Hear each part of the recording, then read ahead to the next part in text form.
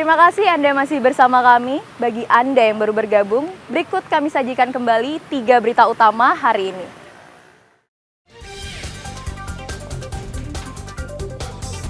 Satgas Imigrasi menangkap 103 warga negara Taiwan karena diduga melakukan kejahatan siber serta menyalahgunakan izin tinggal.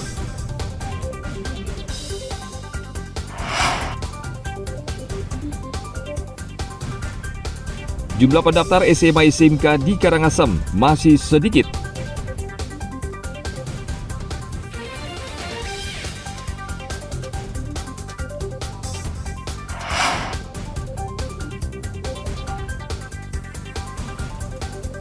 Pura Luhur Tanah Lot dipugar agar bisa menarik banyak wisatawan untuk berkunjung.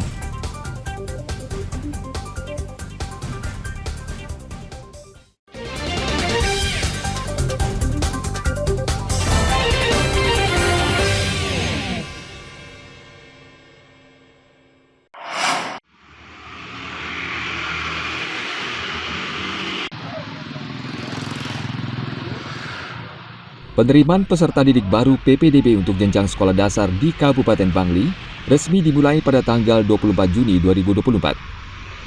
Orang tua siswa mulai mencari dan mendatangi sekolah untuk anak-anak mereka. Seperti di SDN 3 Kawan Bangli misalnya. Sejak pagi, orang tua siswa sudah mulai berdatangan untuk mendaftarkan anak mereka. Sesuai dengan PPDB tahun ajaran 2024-2025, SDN 3 Kawan menyediakan 28 kuota dengan jalur domisili sebesar 30% dan 70% untuk zonasi. Untuk jalur domisili, sekolah mensyaratkan siswa harus ada dalam satu keluarga dan sekolah akan berkoordinasi dengan kelurahan untuk mengecek kebenarannya. Pada PPDB tahun ini, sekolah juga menekankan syarat administrasi yakni usia antara 6 hingga 7 tahun serta jarak rumah ke sekolah. Tidak ada tes membaca, menulis, dan berhitung. Bisa anaknya numpang di keluarga kerabatnya sendiri. Nah, sekarang ada aturan semuanya sekeluarga itu harus masuk KK di Kelurahan Kawan ini. Nah, itu nanti kita tetap berkoordinasi dengan pemerintahan, terutama yang kami jadi adalah Kelurahan Kawan. Pengumuman PPDB untuk tingkat sekolah dasar adalah tanggal 1 Juli. Sedangkan pendaftaran kembali mulai tanggal 2 Juli hingga 12 Juli.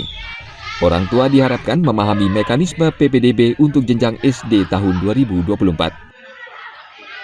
Tim Liputan melaporkan dari Kabupaten Bangli.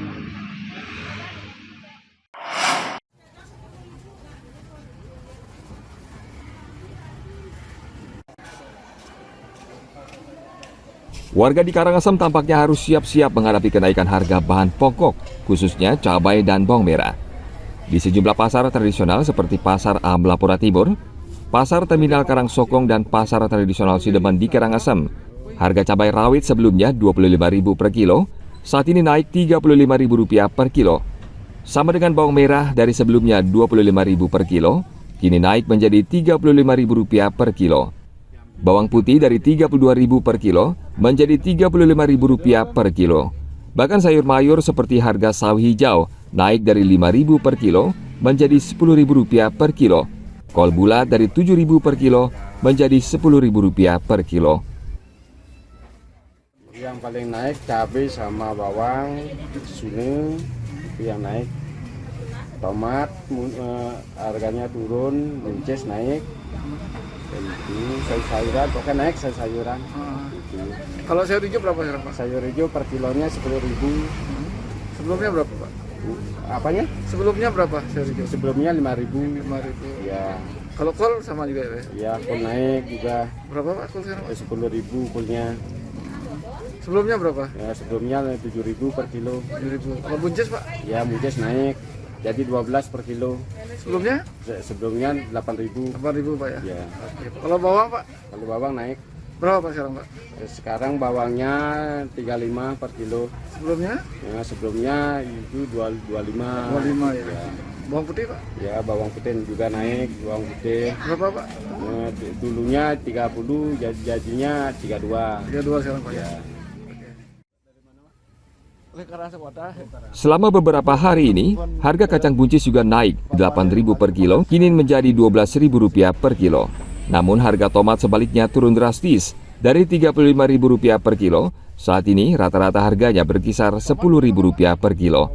Kenaikan komoditas pangan dan bumbu dapur ini masih bisa terus berubah, bergantung pasokan dan cuaca. Tim Liputan melaporkan dari Kabupaten Karangasem.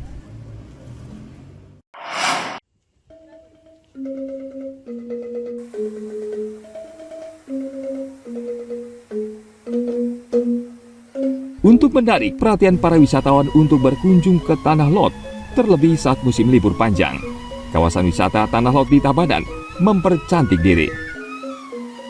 Pura leluhur yang menjadi ikon Tanah Lot di Pugar menjadi semakin menarik, sehingga bisa memikat banyak wisatawan untuk berkunjung.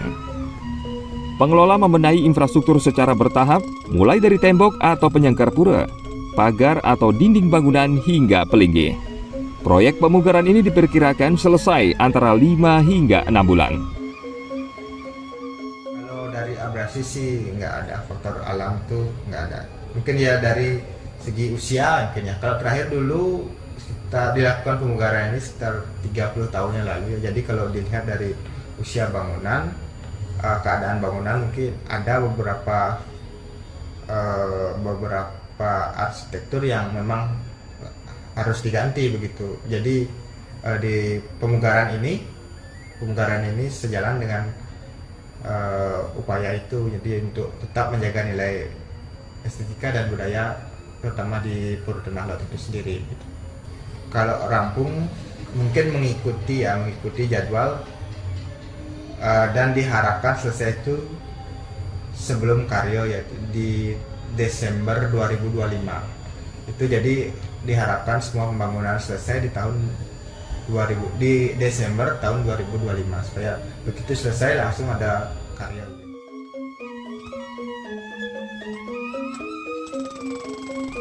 Selama proses pemugaran, pengelola Tanah Lot tetap menjamin kenyamanan wisatawan berkunjung.